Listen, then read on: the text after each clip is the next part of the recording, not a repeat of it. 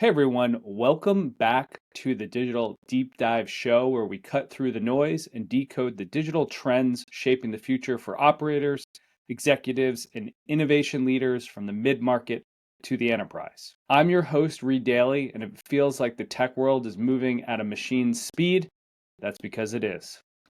In this episode, we're diving into how AI is becoming your new executive assistant, your travel agent, and even your personalized. Later in our deep dive, we're going into the business of sales and marketing, where we're looking at a new tool called Clay and how it's powering or sort of empowering your HubSpot CRM from a simple database into an automated intelligence engine. As a reminder, this article and show is part of the Digital Deep Dive.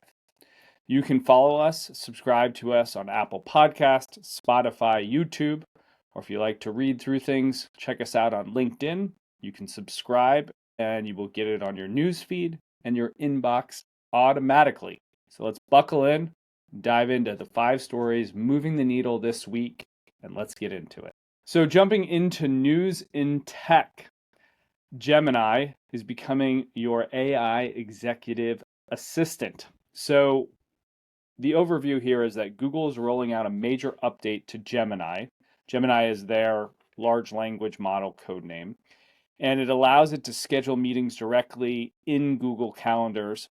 By understanding content from emails, chats, or documents, Gemini can identify scheduling intent, find free times for all attendees, and create the event efficiently and effectively, acting as an automated assistant. So this is like my takeaway here is that this is the commoditization of administrative efficiencies. So for businesses, this translates to thousands of hours saved on low value tasks like coordinating schedules. It moves the needle from manual back and forth to automated action, freeing up employees' time for revenue generating activities and enterprise leaders needing to see that it's not a gadget, but a direct boost to operational productivity. Now, those are a lot of buzzwords, and there's a few things that I want to kind of call out. When I looked at this, it looks like in order for this to kind of work, everyone needs to be on Google email. So that would assume that like if you're doing your personal email, it would likely work, but more so that if you're on Google Workspace and other people are in Google Workspace that you're interacting with, it's basically looking for open rates or open slots and then scheduling this. Now, where I'm going to love how this evolves is when all of these tech companies have sort of, I'll call it a common language.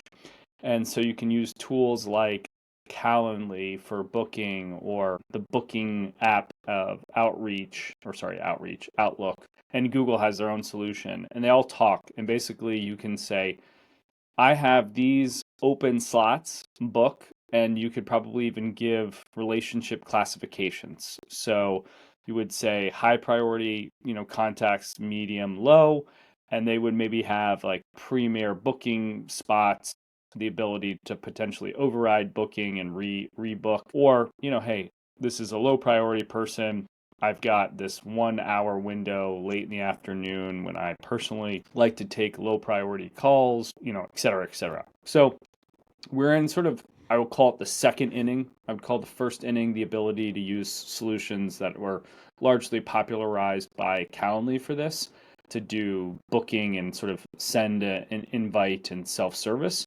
And this is sort of inning number 2 or round 2. So looking forward to seeing what Gemini and others come up with in this area. Kayak, which is your favorite travel agent, has launched a new AI mode that transforms its search function into a conversational travel agent. Users can now ask complex requests using natural language questions like find me a flight to Miami next month that's nonstop and a hotel near a beach with a pool under $400, for example.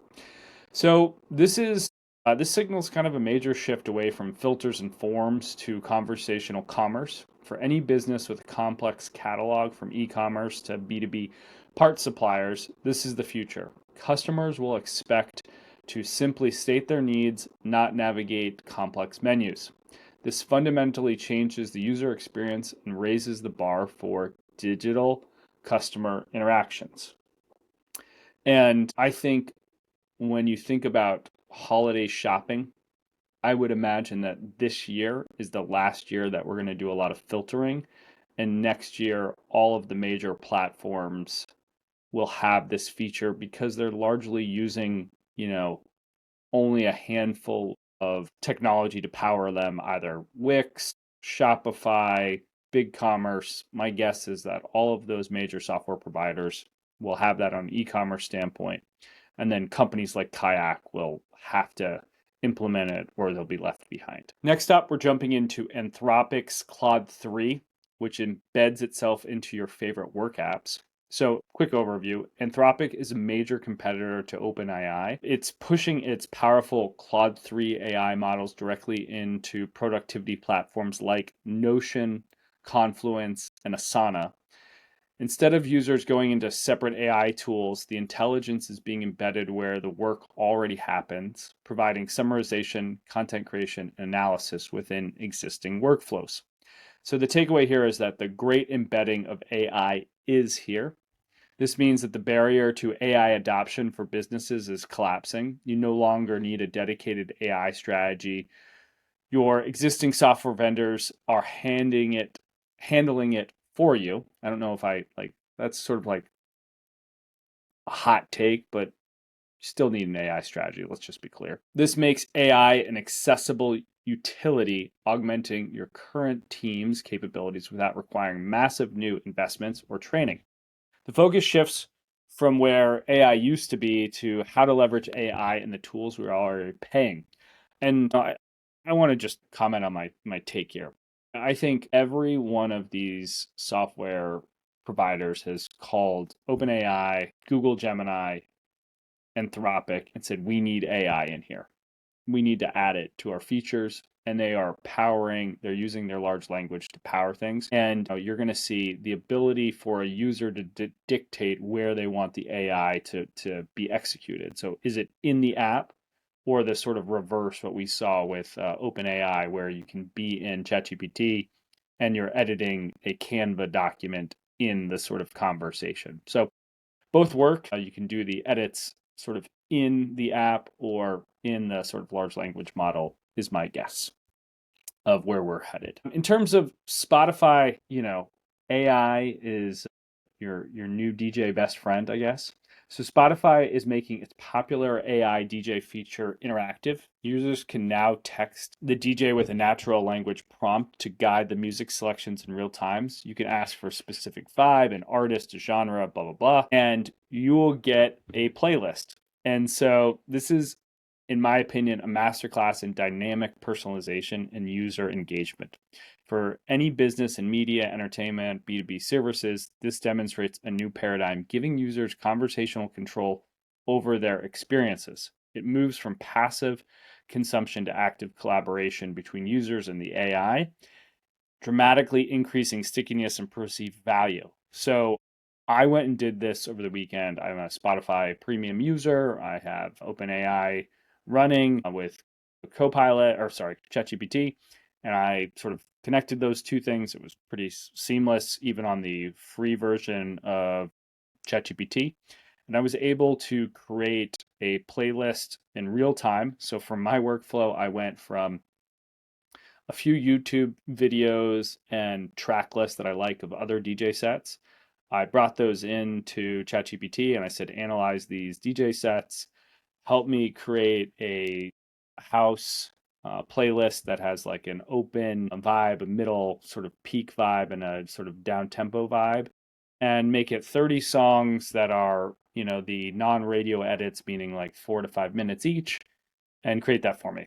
And so within a minute, I had a playlist on Spotify. And then I went from Spotify, plugged in my record box laptop to my DJ gear, and I was playing those songs, all within 5 minutes. And that used to take hours. And by hours, I mean, 3 to 4 hours in Beatport, or if you're going to a record store, probably 5 hours by the time you get there, shop, get home, listen. So it's pretty amazing.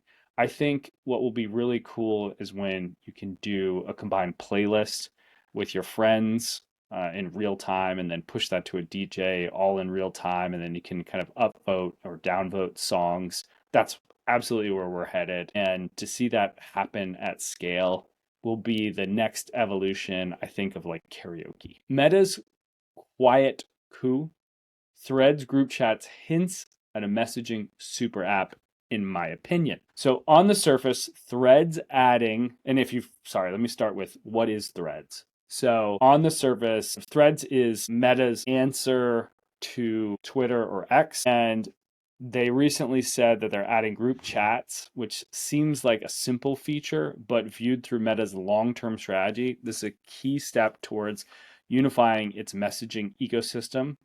You have Threads, Instagram, Messenger, and WhatsApp. This integrated network could become the default communication layer for its upcoming AR glasses, creating a powerful cross-platform rival to iMessage. I think this is Meta's long game here. They've been clearly driving home the message that the form factor of the phone is over and that glasses are the likely next evolution in communication preferences for the masses. Having a unified messaging platform would be the most powerful channel for direct consumer marketing, sales, and support, as well as personal interactions.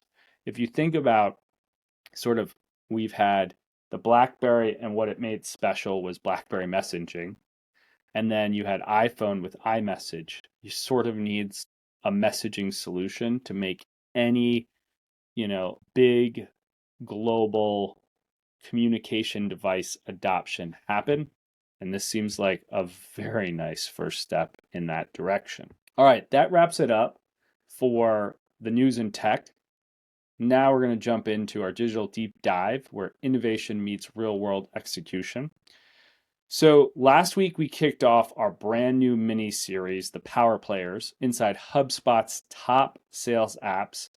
And we took where we take a look at the tools reshaping go-to-market teams, and we dove into the functional impacts of Trumpet. This week, we continue that journey, unpacking another breakout leader from the HubSpot app marketplace that is driving real-world value for sales organizations. Clay is a fundamental evolution in sales and marketing technology. It's not just a new feature, it's a paradigm shift from CRM as a static system of record to a dynamic system of intelligence. For any business in the middle market to the enterprise, its go-to-market strategy is its lifeblood, and its technology is designed to make it smarter, faster, and more efficient. It's immediately actionable and highly disruptive. All right, so those are a lot of very great buzzwords from their press team. Let's jump into what it is. So at its core, Clay is a data orchestration and automation engine that sits on top of platforms like HubSpot. Think of it like smart assembly lines for sales and marketing data. Traditionally, a salesperson would have to manually research a lead, find them on LinkedIn, and look up their company news, find their emails, and then copy and paste all that information into CRM. Clay automates this entire workflow. It uses a series of commands, almost like a spreadsheet formula, to pull data from hundreds of sources: LinkedIn, company websites, news articles, and other data providers. Then it uses AI models like GPT to analyze that data and enrich the lead profile in HubSpot automatically. For example, it can find a new lead, read their company's latest funding announcements, and then use AI to write a personalized opening line for an email, all without human intervention. That sounds like something interesting to you. When I read it, I was fired up and had to go watch the video for it. So what makes Clay unique and different? Well, it's programmatable, can't say that, multi-source enrichment waterfall. Older tools could pull data from one source, like a single data provider. This allows you to pull from multiple sources. Clay's innovation is that it allows you to chain these data sources and makes it more efficient, more effective. The key takeaway for any business leader is that this is the future for your go-to-market motion. The implications are enormous. Your CRM is no longer a dumb database. For years, the biggest complaint about CRMs is that they require constant manual data entry to be useful. Garbage in, garbage out. Tools like Clay flip this on its head. The CRM becomes a self-updating, self-enriching platform. This is the end of dumb CRM and the birth of intelligent go-to-market engine. I like that expression. Your CRM is no longer just a storage, it's for action. I like saying it's battle ready or built for battle, but we can say it's for action. I also think the other piece on this is the fact that it's hyper personalization at scale. We've all been told to personalize your outreach, but it takes just a ton of effort. And you're doing like basic things like inserting first name tags, last name, company. And this just takes it to, from if that's the personalization we care about, this takes it to, the moon, if you will. And then it sort of helps reposition organ operating models. A lot of your sales development reps or marketing intelligence was spent sort of updating and researching data and doing manual data entry. And you could spend like 80% of your time doing this. And this allows you to sort of refocus and reposition your time from doing data entry and research to outreach and engagement. So I'm excited to see how Clay continues to evolve.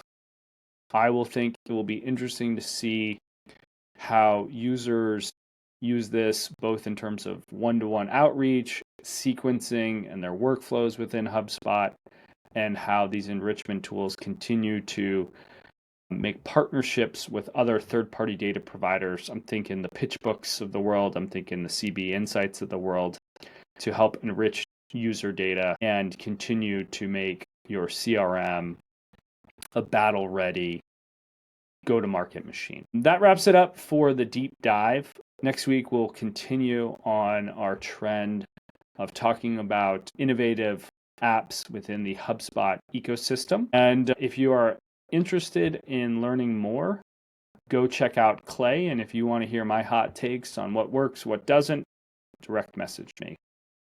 All right, so let's talk about where we can connect and meet in person or online.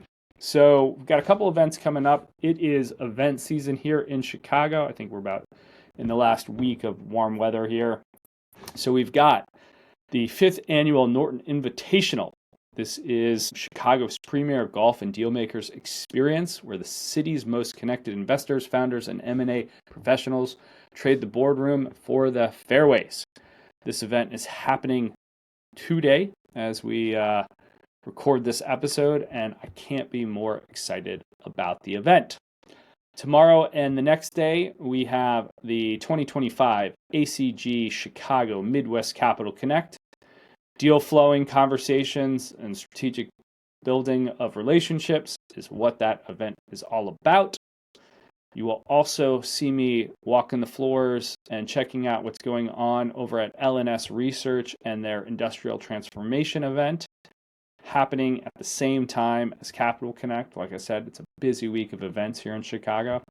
And last but not least is Kellogg's Private Equity and Venture Capital event happening on their campus. And I am very excited about all these events and meeting new people and reconnecting with folks that, not old folks, but folks I haven't seen in a while. As we wrap up the show, stay informed on all episodes on Spotify, X, Instagram, LinkedIn, Apple Podcasts, Spotify, you name it, we are there.